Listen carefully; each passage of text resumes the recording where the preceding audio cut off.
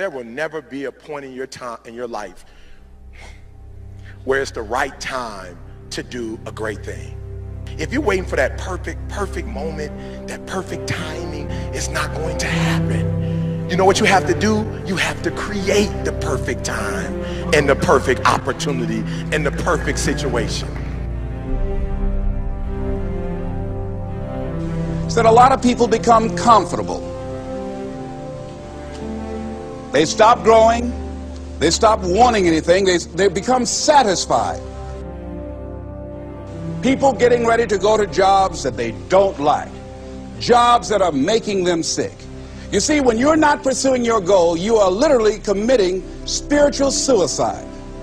When you have some goal out here that you're stretching for and reaching for that takes you out of your comfort zone, you'll find out some talents and abilities you have that you didn't know you have. When the messenger of misery visits you, what are you going to do? What will keep you in the game?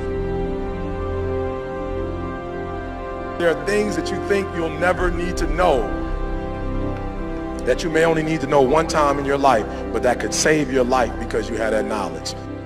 Unless you attempt to do something beyond that which you've already mastered, you will never grow.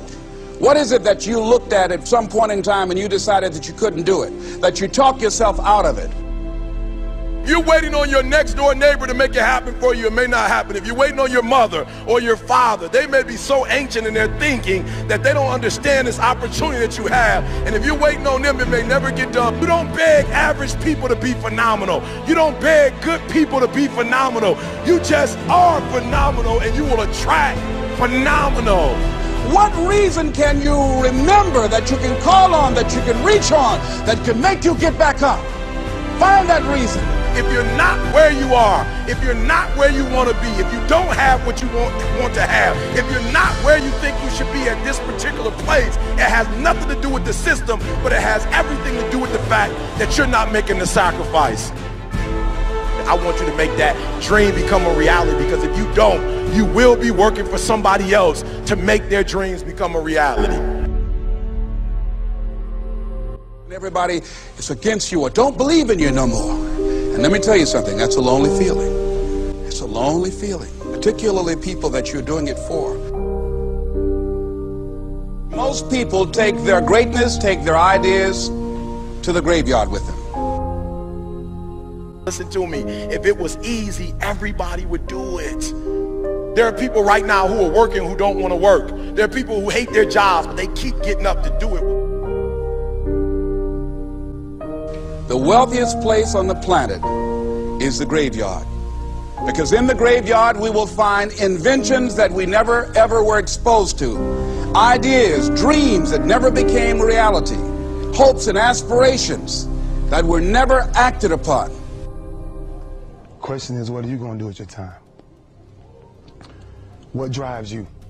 And greatness is a lot of small things done well. Day after day, workout after workout, obedience after obedience, day after day.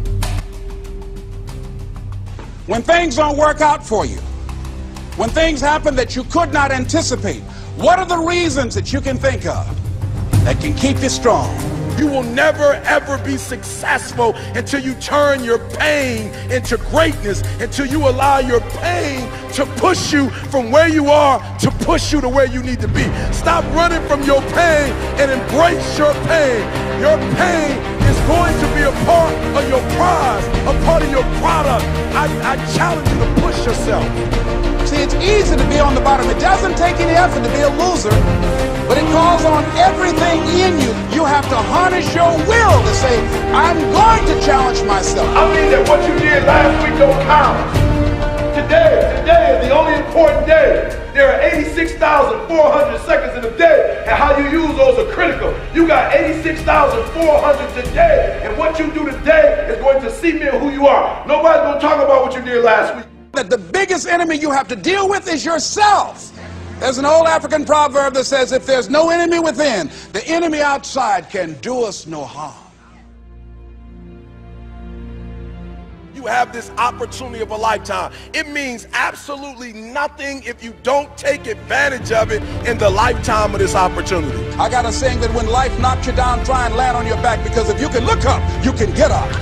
If you want a thing bad enough to go out and fight for it, to work day and night for it, to give up your time, your peace, and your sleep for it, if all that you dream and scheme is about it, and life seems useless and worthless without it. See, it's time now. If you want to make this your decade, you've got to start saying yes to your life.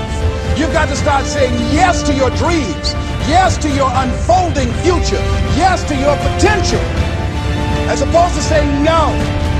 When you die, die on E. Leave no dream left behind, guys. Leave no opportunity left behind. When you leave this earth, accomplish every single thing you can accomplish. Listen to me, you're going to be here one day, but you'll never get here if you give up, if you give in, if you quit. And finally, guys, you got to want to succeed as bad as you want to breathe.